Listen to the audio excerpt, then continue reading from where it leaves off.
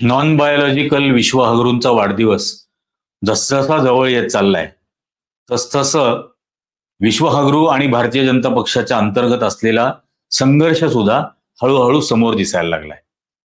झालंय असं की काल परवा राहुल गांधी आणि नरेंद्र मोदी या दोघांचा उत्तर प्रदेशमध्ये दौरा होता. राहुल गांधी त्यांचा मतदारसंघ असलेल्या रायबरेलीला गेले होते आणि विश्व हगरू हे त्यांचा मतदारसंघ असलेल्या वाराणसीत गेले होते. तिथे गेल्यानंतर विश्व हगरूंनी एक 3 किलोमीटर अंतराचा रोड शो केला आणि त्यात भारतीय जनता पक्षाने वाटलेले कपडे घातलेली लोक असे फक्त 3,000 लोक, अंदाजे 3,000, ते त्याहीपेक्षा कमी असू शकतात, अंदाजे 3,000 लोक विश्व हगरूंच्या त्या रोड शोला होते.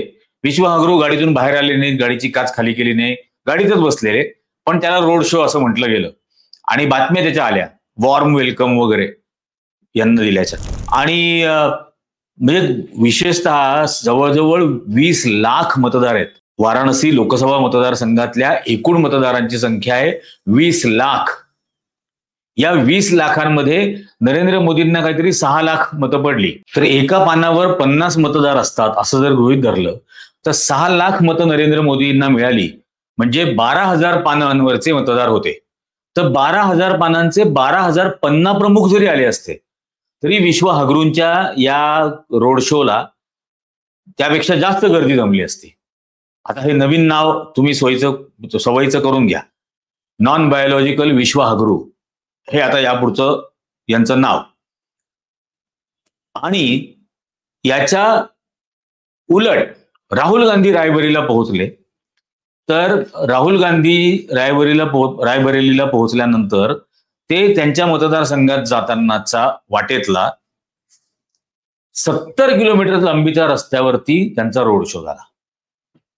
हे मी नाही सांगत आहे, उत्तर प्रदेशमधले भारतीय जनता पक्षाचे मंत्री आणि आमदार असलेले नेते दिनेश प्रताप सिंग यांनी जे.पी. नड्डांना एक पत्र लिहिलंय.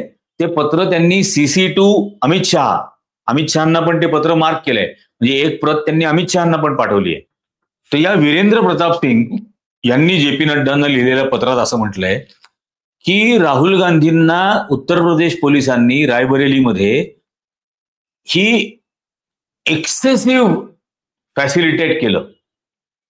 म्हणजे 70 किलोमीटर लांबीचा रस्ता हा सगळे त्या रस्त्यावरचे हॉकर्स वगैरे सगळे हटवले गेले, कारण खूप गर्दी होईल राहुल गांधी येतील तर.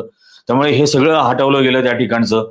त्याच्यानंतर त्यांची ती सगळी मिरवणूक तिथून निघाली आणि त्यांची मिरवणूक कॉन्व्हॉय निघाल्यानंतर एक्सेसिव्ह हॉस्पिटॅलिटी असा शब्द वापरलाय. म्हणजे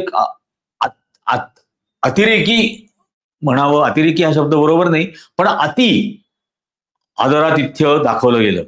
आणि अगदी एखाद्या दुसऱ्या देशाच्या पंतप्रधानाला प्रोटोकॉल द्यावा अशा पद्धतीने त्यांना तो प्रोटोकॉल दिला गेला वगैरे वगैरे असं त्यांनी त्या पत्रात लिहिलं. त्यांनी त्याच्यामध्ये पुढे असंही लिहिलं की त्याच रोड शो जिथे होणार होता त्याच रस्त्यावरती महावीर सिंग कॉलेजच्या इथं भारतीय जनता पक्षाच्या काही पदाधिकाऱ्यांची बैठक चाललेली होती. ती येऊ घातलेल्या पंचायत इलेक्शन आणि पदवीधर मतदारसंघाच्या बाबतीत निर्णय आणि चर्चा करण्यासाठी. आणि त्या रस्त्यावरून मिरवणूक जात असताना भारतीय जनता पक्षाचे काही जण बाहेर आले आणि त्यांनी हातामध्ये बॅनर धरून निदर्शनं केली की पंतप्रधान नरेंद्र मोदींच्या आईचा अपमान हिंदुस्थान सहन करणार नाही वगैरे, टिपिकल त्यांच्या पद्धतीने. आता मुळामध्ये बॅनर हातामध्ये घेऊन आले म्हणजे बॅनर रेडी होते ना, ते काय अचानक त्यावेळेला बॅनर तयार केला असं तर नाही झालं. त्या कुठल्या महावीर सिंग कॉलेजमध्ये हा कार्यक्रम होता, भाजपच्या कार्यालयात नव्हता. म्हणजे असंही म्हणता येणार नाही की भाजपच्या कार्यालयात रेडी होते बॅनर आणि ते घेऊन आम्ही बाहेर आलो.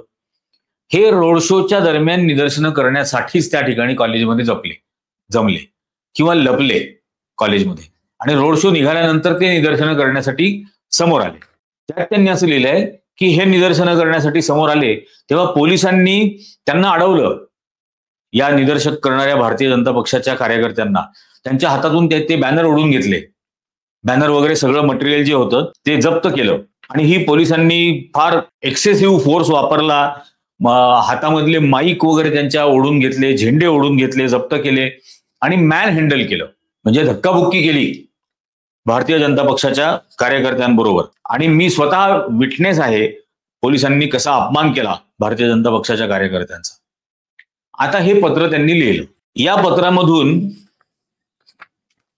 ज्यांना राजकारण कळतं त्यांना हे चांगलं समजतं की एका प्रकारे या दिनेश प्रताप सिंग यांनी जे.पी. नड्डा आणि अमित शहा या दोघांना हे कळवलं की उत्तर प्रदेशचं पोलीस म्हणजे योगी आदित्यनाथ यांचं सरकार हे राहुल गांधींना फॅसिलिटेट करत आहे, राहुल गांधींना मदत करत आहे. हे का केलं जात आहे? कारण आता वाढदिवस जवळ आल्यानंतर विश्व हगरूंना जर का रिटायरमेंट घ्यावी लागणार असेल तर विश्व हगरू विरुद्ध योगी आदित्यनाथ हे चित्र उभं करता यावं यासाठी म्हणून हा या पत्राचा अर्थ निघतो की योगी आदित्यनाथ हे मोदींच्या विरोधात आहेत आणि मग यासाठी तुम्ही काहीतरी कारवाई करा, म्हणजे योगी आदित्यनाथ हटवा. तर हा दिल्ली विरुद्ध लखनौ किंवा अहमदाबाद विरुद्ध लखनौ असा हा संघर्ष आहे आणि हा वाढत जाणार जसजसा विश्व हगरूंचा वाढदिवस जवळ येत जाणार. याच्याबद्दल नागपूरच्या गुरांच्या डॉक्टरने आधीच सांगितलं की मी काय 75 वर्षाचा झालो तरी रिटायर होणार नाही आणि दुसऱ्या कोणाला रिटायर व्हा असं सांगणार नाही. त्याच्यानंतर आज का कालच दिव्य मराठी भास्कर ग्रुपमध्ये नरेंद्र मोदींनी मोहन भागवतांवरती एक लेख लिहिलाय की त्यांच्या काळामध्ये संघाचं काम कसं चाललेलं आहे, खूप त्यांचं कौतुक केलंय. त्यामुळे आता त्यांची आणि संघाची कदाचित झाली असेल, काय असेल ती अंडरस्टँडिंग.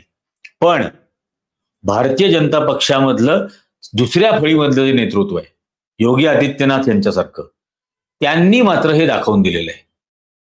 आणि तो संघर्ष, मग तो योगी आदित्यनाथ असतील, ते राजनाथ सिंग असतील किंवा आपले नितीन गडकरी असतील, हे काय करतात हे बघायला लागेल येणाऱ्या काळामध्ये. पण विश्व हगरू यांची खुर्ची फारशी सुरक्षित नाही हे याच्यातून दिसून येतं. उपराष्ट्रपती पदाच्या निवडणुकीमध्ये आता काहीतरी 452 मतं भाजपच्या उमेदवाराला मिळाली, पण ज्या वेळेला जगदीप धनकर उमेदवार होते त्यावेळेला 528 मतं मिळाली होती. 528 मिळालेली मतं ही 3 वर्षामध्ये 452 वरती आली. 70-72 खासदारांचा पाठिंबा भाजपचा नरेंद्र मोदींना असलेला हा दूर गेला. हा त्याचा पहिला संदेश मिळालेला होता. दुसरा या पत्रामधून कळतो की योगी आदित्यनाथ स्पर्धेमध्ये येऊ शकतात. हा याचा दुसरा अर्थ आपण घ्यायला पाहिजे. काय होतं हे बघतच राहू, कारण विश्व हगरूंनी स्वतः ही 75 वर्षाची रिटायरमेंटची लिमिट लावून दिली होती आणि मुरली मनोहर जोशी, लालकृष्ण अडवाणी या सगळ्यांना निवृत्त करून टाकलं. गेल्या लोकसभा निवडणुकांच्या वेळेला आपण बघितलं 2019ला त्या सुमित्रा महाजन या ज्या इंदोरच्या खासदार होत्या, लोकसभेच्या अध्यक्ष झालेल्या होत्या, त्यांना सुद्धा तिकीट नाकारण्यात आलं कारण त्यांची 75 पूर्ण झाली होती. त्यामुळे आता विश्व हगरू स्वतःला हा 75 वर्षाच्या रिटायरमेंटचा नियम लावून घेतात का हे बघायला लागेल. आणि ते लावून घेणार नाहीत ही तर खात्री वाटतेच आहे, पण स्वतः बनवलेल्या नियमाला स्वतःच कसा भंग करतात आणि त्यावेळेला आणखीन काय कारण सांगतात, आणखीन काही नव्याने रडणार आहेत का, लोकांसमोर येऊन रडगाणं गाणार आहेत का, हेही बघावं लागेल. तुम्हाला हा व्हिडिओ कसा वाटला हे खाली कॉमेंट करून नक्की सांगा. हा व्हिडिओ जास्तीत जास्त लोकांपर्यंत पोहोचवा, जास्तीत जास्त जणांना चॅनल सबस्क्राईब करायला सांगा. आजच्या भागात इतकंच. धन्यवाद.